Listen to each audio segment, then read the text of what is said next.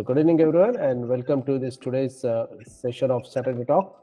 We have today Ajit Kumar Daji with us, and he is going to talk on the energy today. Ajit Kumar, since it is a second session, is delivering in today's the Saturday Talk series, but I'd like to give a brief introduction for the people who are joining for the first time or hearing to the first time. Ajit Kumar ji is an independent drilling consultant, fishing supervisor, and directional driller. He has done his BTech from IIT Bombay. But today's topic is on the condition or scenario of energy today. Ajit sir, over to you. Oh, thank you. Myself, I tend to forget that all these things myself did in the course of a lifetime. Oh, so many things you end up learning and doing. Oh my God, I could not. Sometimes I find it difficult to believe that a person ends up doing so many things.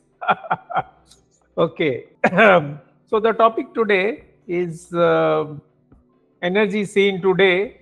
Okay, we are going to look at it from various points of view. See, as a living creature, since all living creatures have right to live on this earth, then as an intelligent being, now intelligent has question mark, because the way what we are doing and what we have done to environment and other nations, are we intelligent? That is the question mark. Okay. Next is as a world citizen, since anyone may travel anywhere while working or for pleasure. So you can be in any part of the world. Tomorrow Greenland, today Sahara, day after tomorrow Mumbai. Okay. And as parents, grandparents, and children of our parents, we are children also of our parents. Being human is very important, because if we have those feelings, only then we can feel for the environment. Because if we don't have feeling for our children, why should we bother about it for the environment, for the future? So being human is very, very important. Okay, then as guides to what one may pursue in studies and profession for self, others and juniors, we will see when we come to that. Okay, about today's compilation, since these are the various points of view we are going to look at it, so we have taken it from what is available on the internet. And there is a certain amount of roughness, because sometimes data is only available for some things till 2018, some 2019, some 2022, and stuff like that. But it's enough to give us the idea of the trends, which is the important thing. We start by looking at a time when we had no fire, and then we will gradually travel to a time in which it might get so hot that we are all on fire. Next slide. Okay, here we had spoken that should the global temperatures be raised, as what maybe some people are planning, and they want to recover all the land in Antarctica and north of Canada and Yukon and all these territories, which are frozen now, then melting Greenland totally adds 8 meters to the water level, and melting Antarctica on the south pole adds 65 meters to the water level. So we will all be like that lost continent of Atlantis, swimming around deep under the ocean. Okay. All the other glaciers add 1 more meter. So total is 74 meters. One more figure is there. Last time the seas rose like this, because lots of ice melted, the rise was 120 meters. Okay. And on the average, they melted at 15 millimeters per year. Currently, the seas are rising at 3.6 millimeters per year. And one bit about the temperatures. The melting all the ice on Earth was about equivalent to raising the global average by 1.4 degrees centigrade. Only 1.4 degrees centigrade. Only 1.4. This will melt all the ice on Earth. And in the past 100 years, the global average temperature has risen only 1.1. And 1.4, one more step of 1.4 may be disaster. Okay. But nobody is listening. Okay. That is a sad thing. The difference between an ice age and the temperatures we had 150 years ago is 4 degrees centigrade. So the say, let us say 150 years ago, and that is just before the, I guess, industrial revolution. That's why he says 150 years. And the ice age, the ice age is when some of our scriptures were beginning to take shape in verbal form. And there is the documentation of a battle between the gods and a great power which binds all the water and does not release the water. So between that age and now, the difference is only 4 degrees. And in the ice age, a huge amount of the Earth's surface, almost till the tropics, was covered with blanket of ice. Okay, so the ice has retreated now. It's only at the poles. That part of that snow and ice which never used to melt is called the permafrost. Means it did not melt in summer. So it was there in summer, winter, whatever. Okay, whatever permafrost means, it does not melt in summer also. But now even that is melting away. Okay, so I feel the game is like this. These people know that they can push it a little bit by little bit, and then when they see some land and they really feel it is going to be out of control, then they will do something like some virus or some world war or something, to set back all the industry, bring everything to a halt, and control things. They have the power to do that. It's not a good situation, but the great powers have great power. That is why they are great powers. Okay, almost all the thick Arctic sea ice is gone. Okay, I will ask a question to the audience to see whether you are really awake and to see whether I was able to put you to sleep or not. That if all the Arctic sea ice is gone, then what is the casualty? Question to the audience. Anyone? All living organism goes away. Yes, the living organisms which used to survive on top of the ice, like the polar bear, the polar bear will disappear because it used to live on top of the icebergs and hunt from top of the icebergs. They are already starving and in a very bad condition. And while Ukraine and everything will make the news, the poor polar bears are not in the news. Here and there they find a mention from nature lovers. Okay, so the ice is less and less in the North Pole every year. Okay, next slide, Bhushan. Thank you, Harish. Okay, so looking at, since we spoke about costs and efficiencies and all, let us look at a graph from Australia about some trends in the technology. So the vertical axis on the left is cost in dollars, so logarithmic scale, so 50, 100 to 50, and that's the rough scale. And horizontal is in 10, 100, 1000 installed capacity gigawatts. So it's telling you the scale of the plant and the cost of electricity from that plant. So the most wonderful feature is in the solar line. The solar line, I read now. Solar shows the steepest decline. Both scales are logarithmic. So cost decreases to 1/4 if tenfold capacity increase. Whereas the others are onshore wind is also there. It is also good. Offshore wind is there, but it is expensive because building offshore construction is expensive, and offshore the conditions are severe in terms of vibration, oscillation, fatigue, winds, storms, etc., etc. So costs are higher there.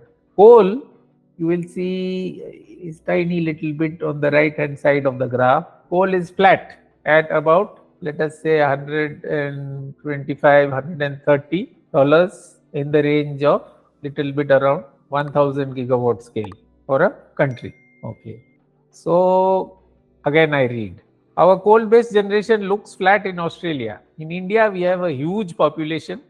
We have things against, what I'm saying is we have things against coal, but we have so much coal and we have no other technology of that scale.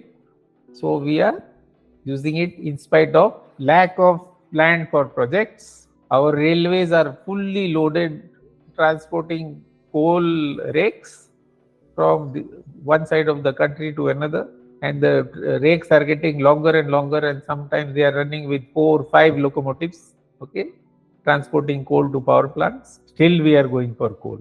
I don't think it is a good situation, but whatever it is, we have to make do. One more thing, major business house is importing coal, and ministry has approved very good rates for this coal in power generation. And possible, see, since the company, the coal generating company is buying at this rate, this cost will be passed on to urban consumers.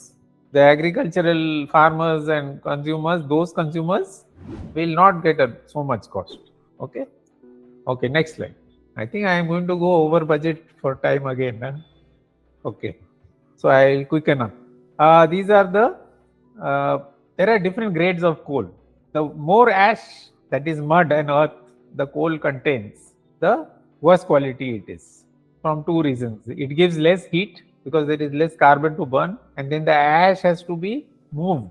It piles up inside the bottom of the furnace and it's very difficult to move. Lot of imported best furnace companies, their furnaces came to India and failed because of the poor quality of Indian coal. So then the idea of, I think maybe some plants were built and they collapsed in operation because of the poor quality of coal, and then they were found that they are viable if you bring imported coal of good quality with less ash. So here the prices of G6, G7, as you go to G14, it is worse grade, okay, and these are the prices per ton for at which the government has approved the sale.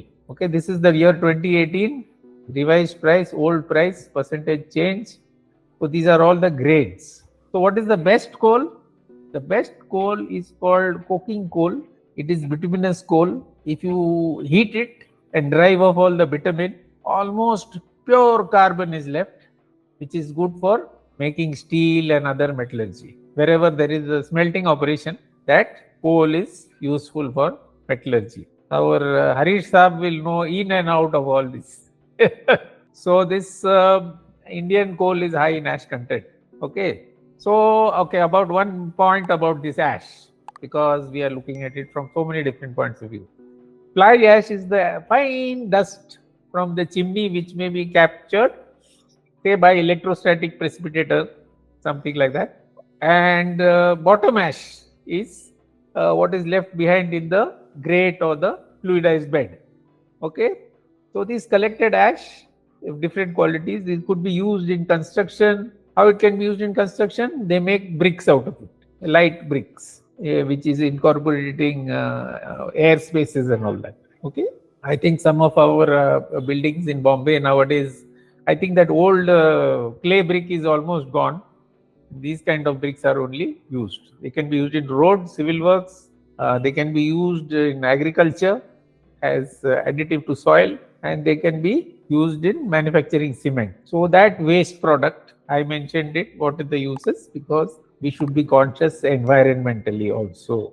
And recently I found one of our batchmates who is in USA, he got a new patent for extracting even finer fly ash of 2.5 no, I don't remember. I think what's it, micrometer size, I think. It can be extracted so that the surrounding air will not be polluted. So he has got a patent for extracting that finer grade of fly ash. Next slide. What is this? These are prices of electricity, what we pay in say domestic, commercial. The left side red bars are all domestic. The next bit grey color bars are commercial. The orange bars are industrial prices. And the last right hand side brown bars are agriculture. So in different countries, these sectors, the electricity units, kilowatt hour is differently priced. So luckily the units they have given is in rupees per kilowatt hour. So on the top left hand side, what is 24 is in Germany, the rupees 1 unit is 24 rupees. The domestic homeowner is paying 24 rupees per unit. Okay. Anyone here in the audience, what we are paying per unit? 9 rupees. And we are paying 9 rupees per unit. Correct. Very good. Thank you. Okay, so look at the red bars. You can see suddenly the shorter and shorter red bars end up in a yellow bar. So that India is showing domestic price of 6 rupees per unit. Okay.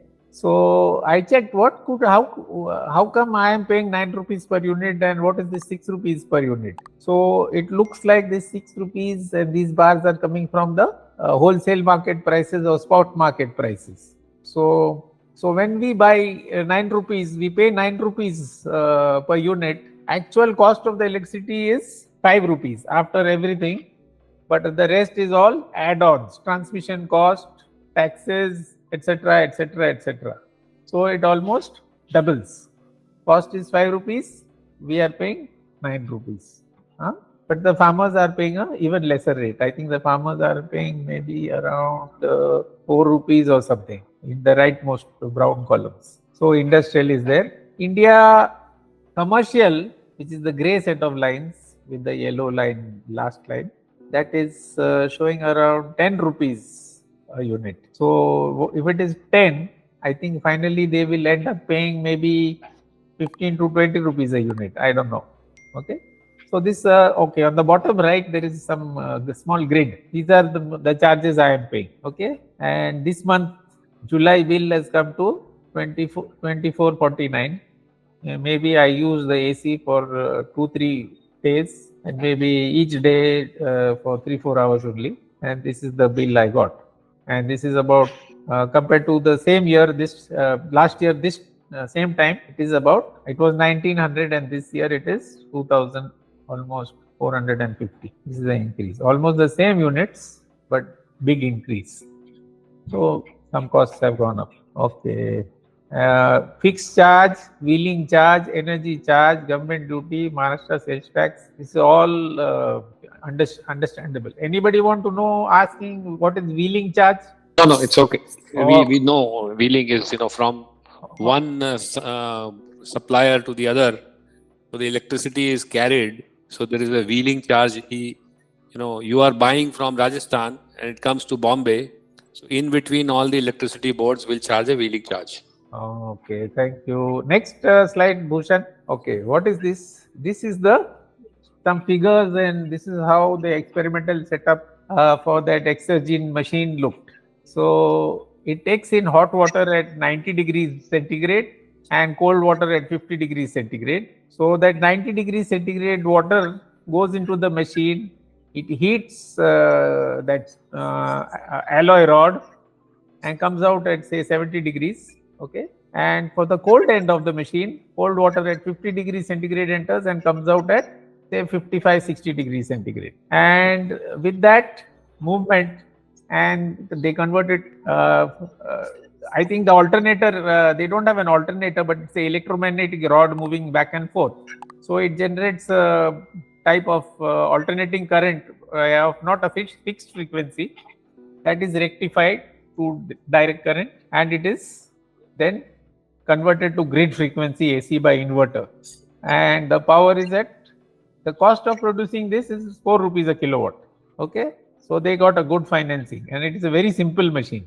Actually, means even our village mechanics could have invented this. Okay. We have missed something really great here.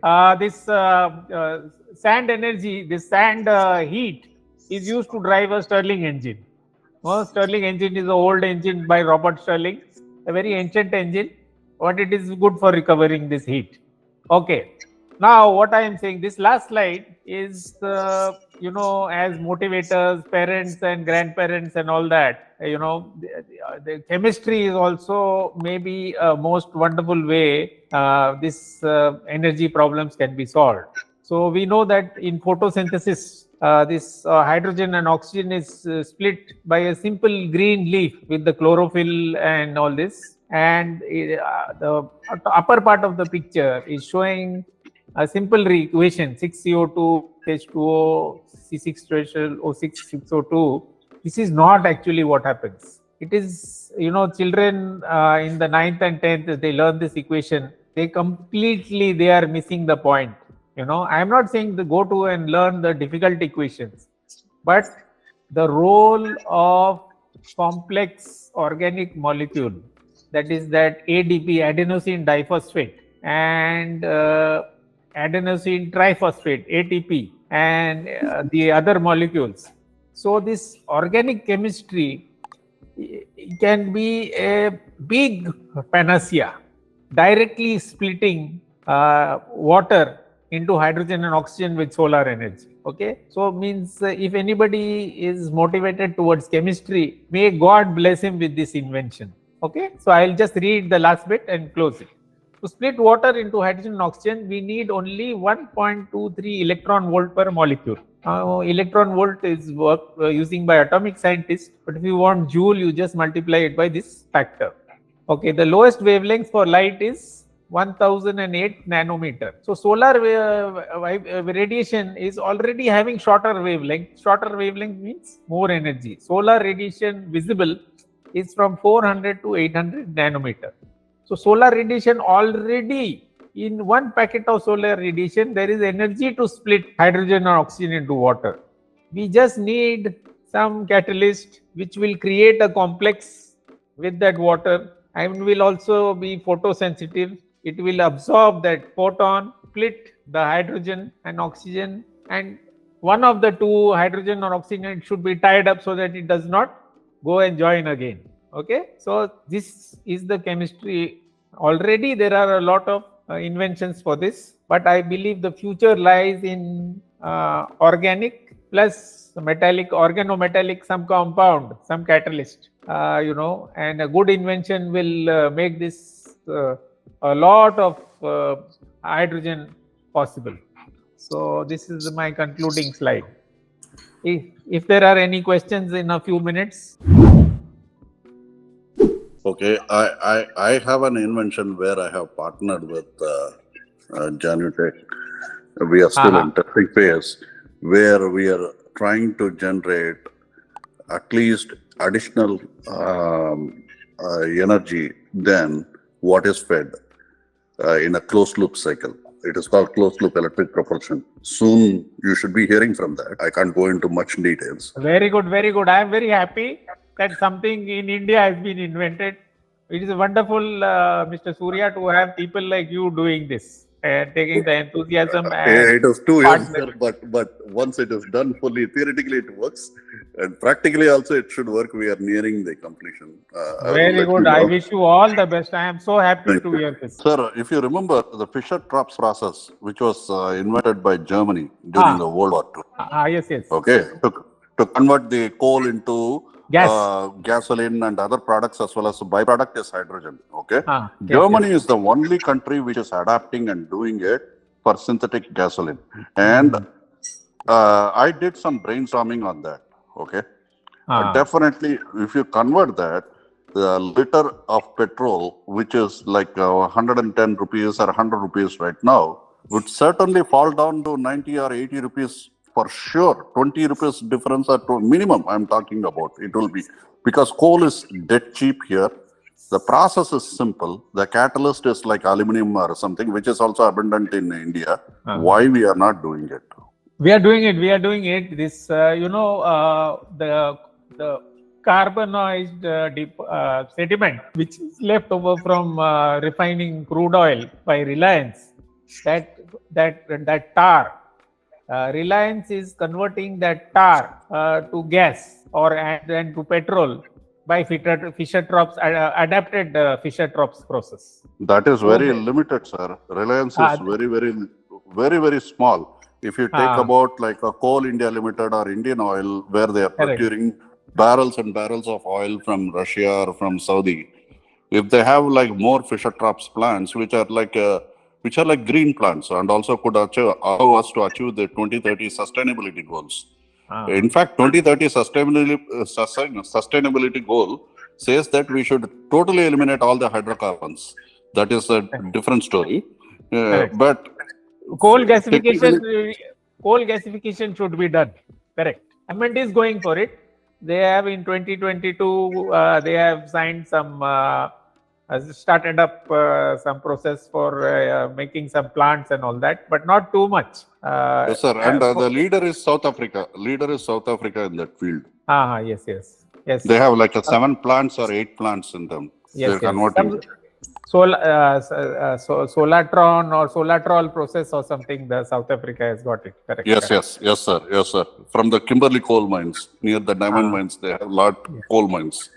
They do that. So, see, the thing is that here we come to another thing. I said we must be inventive. We must, and here we have Mr. Surya, extremely inventive, brilliant man. But then, this, the whole story of Rahu and Ketu and all this. No, once the government of India has been swallowed by the coal monster, it is before they will come out of that grasp, it will be some time before they are ready to look here and there. Government of India is now Rahu Grasta with coal.